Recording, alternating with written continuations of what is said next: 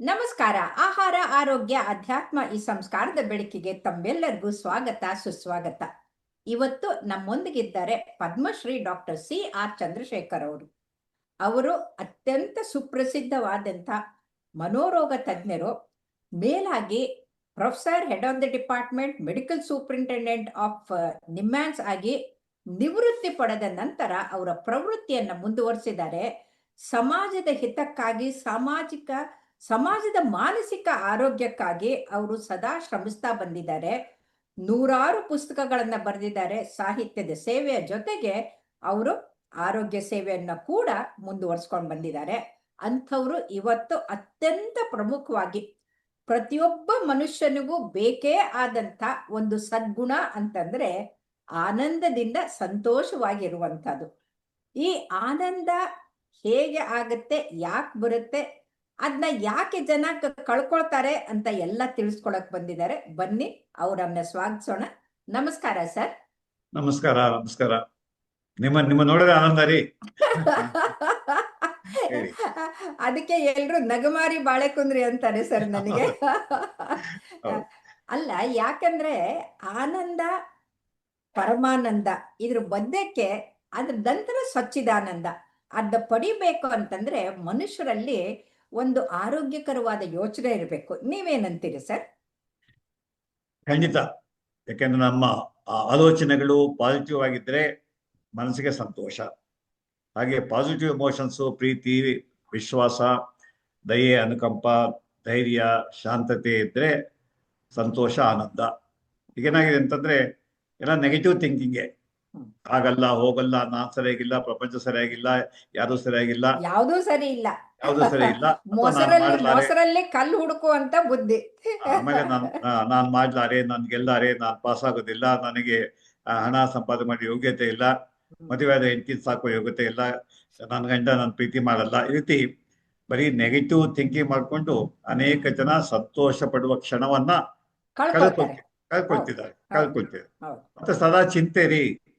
ಈ ಚಿಂತೆ, ಆ ಚಿಂತೆ, ಇದ್ದರೂ ಚಿಂತೆ, ಇಲ್ಲದಿದ್ದರೂ ಚಿಂತೆ, ನಾಳೆ ಏನಾಗುತ್ತೆ ಒಂದು ಚಿಂತೆ, ನೆನ್ನೆ ಆಗಿ ಹೋದ್ರ ಬಗ್ಗೆ ಚಿಂತೆ ಬಂತು ಅಂತಂದ್ರೆ ಆನಂದಮಯ. ಅದಕ್ಕೆ ಅನುಗಾಲವು ಚಿಂತೆ ಅಂತ ದಾಸರು ಹೇಳ್ತಾರೆ.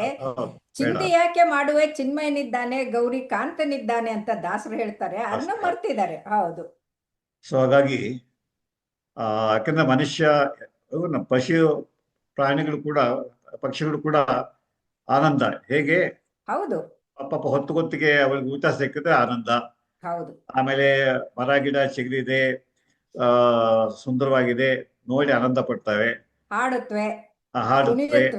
ಆಮೇಲೆ ಹಾಗೆ ನಾವು ಹೋಗಿ ಹತ್ರ ಹೋಗಿ ಮೈದೊಡ್ತು ಅಂತಂದ್ರೆ ಅವು ಪ್ರೀತಿ ತೋರಿಸುತ್ತವೆ, ನಮಗೂ ಆನಂದ ಆಗುತ್ತೆ. ಈ ರೀತಿ ಪಶು ಪಕ್ಷಿ ಪ್ರಾಣಿಗಳಲ್ಲಿ ಹಾಗೆ ಮನುಷ್ಯನಲ್ಲಿ ಆನಂದ ಅಂತಕ್ಕಂಥದ್ದು ಒಂದು ಅತ್ಯಗತ್ಯವಾದಂತ ಪಾಸಿಟಿವ್ ಎಮೋಷನ್. ಹಾಗೆ ಆನಂದವಾಗಿರೋದಕ್ಕೆ ನಾವು ಸತತವಾಗಿ ಪ್ರಯತ್ನ ಮಾಡ್ಬೇಕು. ಏಕೆಂತಂದ್ರೆ ಆನಂದ ಕ್ಷಣಿಕ. ಈಗ ನಾನು ಬೆಳಿಗ್ಗೆ ಟಿಫನ್ ಮಾಡ್ಕೊಂಡ್ ಬಂದಿದ್ದೇನೆ, ಟಿಫನ್ ಚೆನ್ನಾಗಿತ್ತು ಅಂತ ಆನಂದ ತಿನ್ನುವಾಗ. ಆಮೇಲೆ 1 ನಿಮಿಷ 2 ನಿಮಿಷ ಇರುತ್ತೆ, ಆಮೇಲೆ ಹೊರಟೋಗುತ್ತೆ.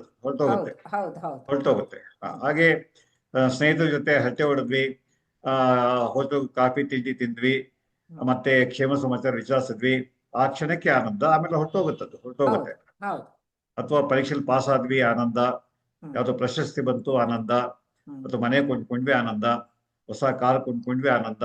ಈ ರೀತಿ ಒಂದು ಬೇಸಿಕ್ ನೀಡ್ಸು, ಹಸಿವು, ನಿದ್ರೆ, ಮೈಥುನ, ಅಥವಾ ಇರೋದಕ್ಕೊಂದು ಮನೆ, ಅಥವಾ ಓಡಾಡೋಕೊಂದು ಕಾರು, ಅಥವಾ ಯಾವುದೇ ಭೋಗ ಭಾಗ್ಯಗಳು ಇದ್ರೆ ಸಂತೋಷ ಅಂತ ನಾವು ಅರ್ಥ ಮಾಡ್ಕೊಳ್ತೇವೆ. ಆದ್ರೆ ಆನಂದ ನಿಜ, ಸಂತೋಷ ನಿಜ, ಆದ್ರೆ ಅದು ಕ್ಷಣಿಕ.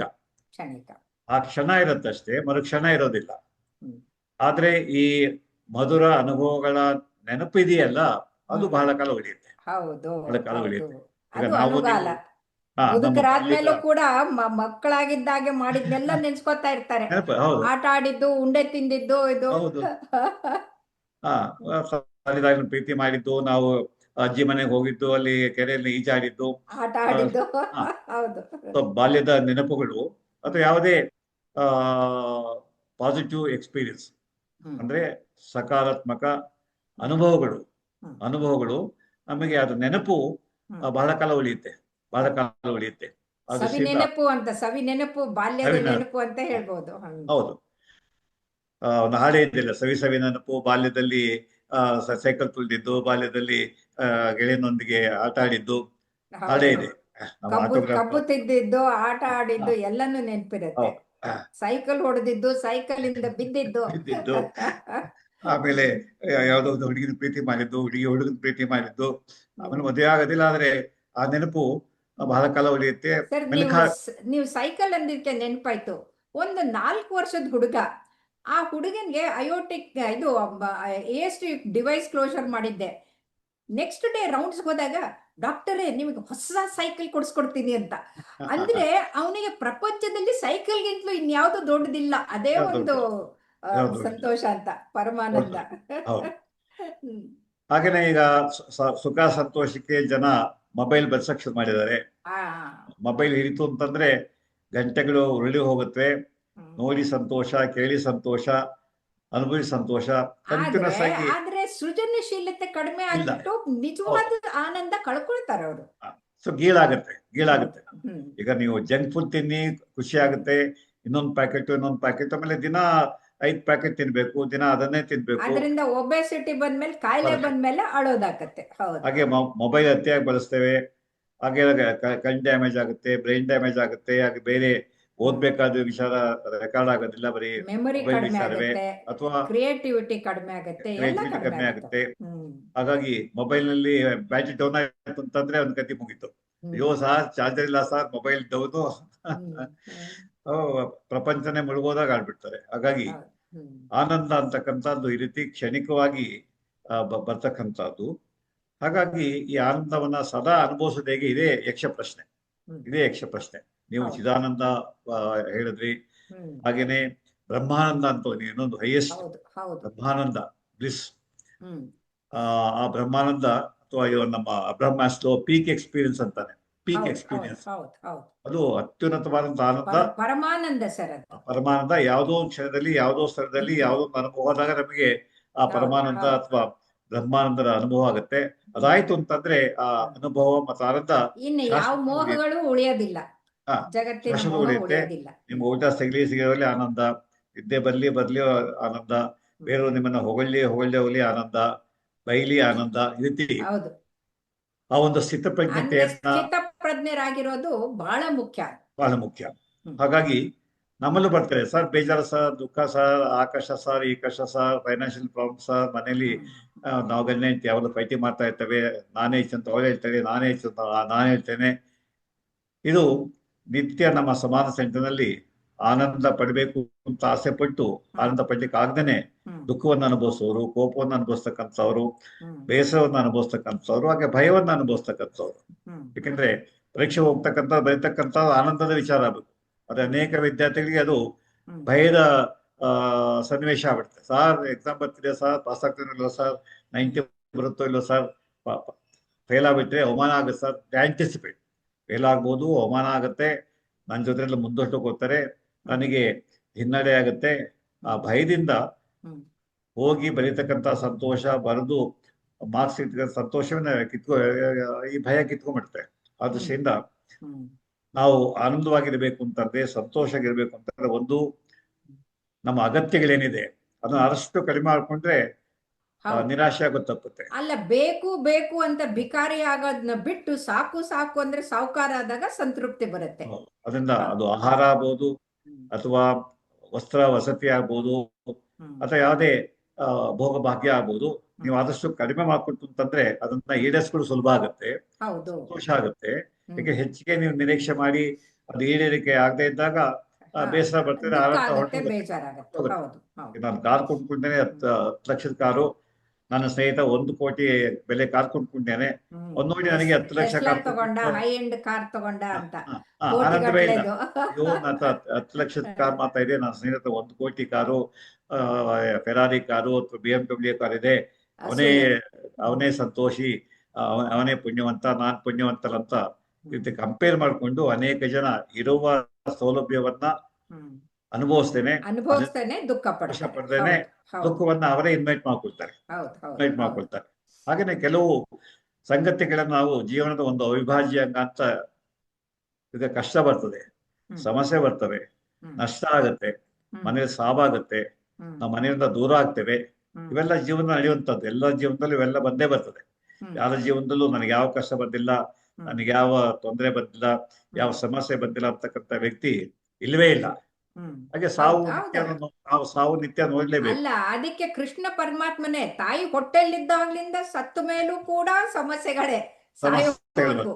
ಆದ್ರೆ ಸಮಸ್ಯೆನ ಎದುರಿಸೋದನ್ನ ತೋರಿಸ್ಕೊಟ್ಟಂತವ್ರು. ಹ. ಹಾಗಾಗಿ ಈ ರೀತಿ ಜೀವನದ ಸವಾಲುಗಳು, ಜೀವನದ ಕಷ್ಟ ನಷ್ಟಗಳು, ಅಥವಾ ಪ್ರೀತಿ ಪಾತ್ರದಿಂದ ಅಗಲಿಕೆ ಆಗ್ತಕ್ಕಂಥದ್ದು, ಅಥವಾ ನಾವು ಬಹಳ ಇಷ್ಟಪಟ್ಟು ಇಟ್ಟಂತ ವಸ್ತು ಹಾಳಾಗ್ತಕ್ಕಂಥದ್ದು, ಕಳವಾಗ್ತಕ್ಕಂಥದ್ದು, ಅಥವಾ ನಮ್ಮ ಮೇಲೆ ಆರೋಪ ಬರ್ತಕ್ಕಂಥದ್ದು, ನೀವೇನು ತಪ್ಪು ಮಾಡಿದ್ದೀರಿ, ನೀವು ಕಳ್ತನ ಮಾಡಿದ್ದೀರಿ, ನೀವು ಕಾನೂನು ಭಂಗ ಮಾಡಿದ್ದೀರಿ ಅಂತ ಆರೋಪ ಬಂತು ಅಂತಂದ್ರೆ ಸಂತೋಷ ಮಂಗಮಯ ಆಗ್ಬಿಡುತ್ತೆ.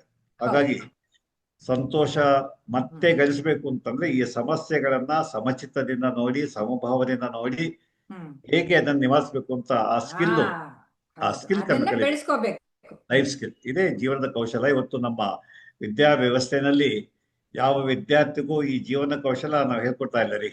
ಬರೀ ಮಾರ್ಕ್ಸ್ ತೆಗಿ MBBS ಮಾಡು ಅಥವಾ IAS ಆಫೀಸರ್ ಆಗು, ಟಾರ್ಗೆಟ್ ಕೊಟ್ಟು ಅವ್ರನ್ನ ಆತಂಕಕ್ಕೆ ದೂಡಿದ್ದೇವೆ, ಒತ್ತಡಕ್ಕೆ ದೂಡಿದ್ದೇವೆ. ಪಾಪ ಅವ್ರಿಗೆ ಮುಗುಳ್ದಂಗೇನೆ ಇಲ್ಲ ಮುಖದಲ್ಲಿ. ಇಲ್ಲಿ ಬರ್ತಾರೆ PU ಹುಡುಗರು, SSLC ಹುಡುಗರು, ಅಥವಾ ಯಾವುದೋ ಒಂದು ಡಿಗ್ರಿ ಸೇರ್ಕೊಂಡ್ಬಿಡ್ತಾರೆ, ಅದು ಇಷ್ಟ ಇಲ್ಲ ಸರ್, ಡೊನೇಷನ್ ಕೊಟ್ಟು ನಮ್ಮ ಅಪ್ಪ 50 ಲಕ್ಷ ಕೊಟ್ಟು ಇಂಜಿನಿಯರ್ ಸೀಟ್ ಕೊಡಿಸ್ಬಿಟ್ಟಿಯಾನೆ, ನಂಗೆ ಇಷ್ಟ ಇಲ್ಲ ಸರ್, ಅಥವಾ MBBS ಸೀಟೇ ಕೊಡಿಸ್ಬಿಟ್ಟಿಯಾರೆ, ನನಗೆ ಇಷ್ಟ ಇಲ್ಲ ಸರ್.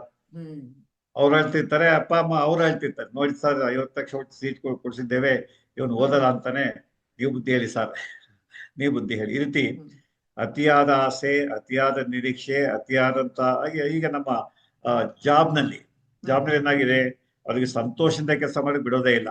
ಯಾರು ಸೂಪರ್ವೈಸರ್ಗಳು, ಬಾಸ್ಗಳು, ಮತ್ತೆ ಕಂಪನಿನಲ್ಲಿ ಅಲ್ಲಿ ಗ್ರೂಪ್ ಲೀಡರ್ಗಳು ಬೇಗ ಮಾಡು ಟಾರ್ಗೆಟ್ ಫಿಕ್ಸ್ ಮಾಡ್ತಾರೆ, ಆ ಟೈಮ್ಲೇ ಮಾಡ್ಬೇಕು, ಮಾಡದೆ ಹೋದ್ರೆ ನಿಮ್ಗೆ ಅವಮಾನ ಮಾಡ್ತಾರೆ, ಅಥವಾ ಕೆಲಸ ಎಲ್ಲ ಹೋಗು, ಗೆಟ್ ಔಟ್. ಈ ರೀತಿ ಇಡೀ ಜೀವನದಲ್ಲಿ ಇವತ್ತು ಅನೇಕ 100% ಜನ ಈ ರೀತಿ ಟಾರ್ಗೆಟ್ಗಳಿಂದ, ಅಥವಾ ಅತಿಯಾದ ನಿರೀಕ್ಷೆಯಿಂದ, ಅಥವಾ ನೆಗೆಟಿವ್ ಎಕ್ಸ್ಪೀರಿಯನ್ಸ್ಗಳಿಂದ ಸಂತೋಷ ಪಡುವ ಅವಕಾಶಗಳನ್ನ ಹೇಳಿದ್ರಲ್ಲ. ಇದು ಅತಿಯಾದ ನಿರೀಕ್ಷೆ, ಅತಿಯಾದ ಇದು ಅಂತ ಹೇಳಿದ್ರಲ್ಲ, ಅದಕ್ಕೆ ಇತ್ತೀಚೆಗೆ ಆದಂತ ಆ ಸಿಯಾ ಅನ್ನೋ ಹುಡುಗಿ 17 ಕೋಟಿ ಮದುವೆ ಇದಾದಾಗ ಆ ಹುಡುಗ ವಿಗ್ ಹಾಕೊಳ್ತಾನೆ ಬೇಡ ಅಂತ ಅವನ್ನ ತಳ್ಳಿಬಿಟ್ಟು ಸಾಯಿಸ್ತಾಳಂದ್ರೆ ಇದಕ್ಕಿಂತ ಮೂರ್ಖತನ ಇದೆನಾ? 17 ಕೋಟಿ ಮದುವೆ ಯಾರಿಗಾಗತ್ತೆ ಅನ್ನೋದು ಯೋಚನೆ. ಸುಖದ ಕಲ್ಪನೆ ಭ್ರಮೆ. ಜಗತ್ನಲ್ಲಿ ನ್ಯಾಚುರಲ್ ಕೂದಲಿದ್ರೆ ಅವನು ಸುಂದರ, ಅವನು ಮದುವೆ ಆಗ್ಬೇಕು, ನಾನು ವಿಗ್ ಹಾಕೊಂಡಿದ್ರೆ ಅವನು ನಿಷ್ಪ್ರಯೋಜಕ, ಯೂಸಸ್ ಫೆಲೋ ಅಂತಕ್ಕಂಥ ಈ ಭ್ರಮೆ. ಹಾಗೇನೆ ಇವತ್ತು ಅನೇಕ ನಿರೀಕ್ಷೆಗಳು.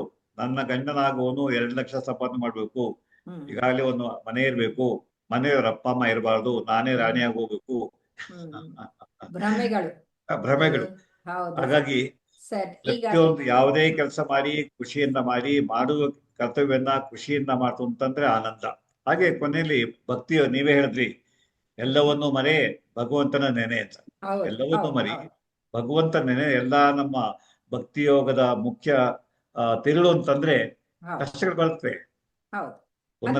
ನಿಲ್ಲಬೇಕು, ನಗನಗತಾ ಎದುರಿಸಬೇಕು, ಪುನರಪಿ ಸೋಲುಗಳನ್ನ ಸೋಪಾನ್ ಮಾಡ್ಕೊಂಡು ಮೇಲ್ ಹತ್ತ ಹೋಗ್ಬೇಕು. ಅವಾಗ ಪ್ರತಿ ದಿವಸ ನಮಗೆ ಸಂತೋಷ ಇರುತ್ತೆ. ಇರುವುದರಲ್ಲಿ ಸಂತೋಷ ಪಡುವುದು ನಾವು ಪ್ರಾಕ್ಟೀಸ್ ಮಾಡ್ಬೇಕಾಗತ್ತೆ. ಆಗ ಸಂತೋಷ ನಿರಂತರ ಆಗಿ ಮೆಲುಕು ಹಾಕಿ, ಒಳ್ಳೆಯ ಅನುಭವಗಳನ್ನ ಮೆಲುಕು ಹಾಕಿ, ಅದು ನಿರಂತರವಾಗಿ ನಿಮಗೆ ಸಂತೋಷ ಕೊಡುತ್ತೆ.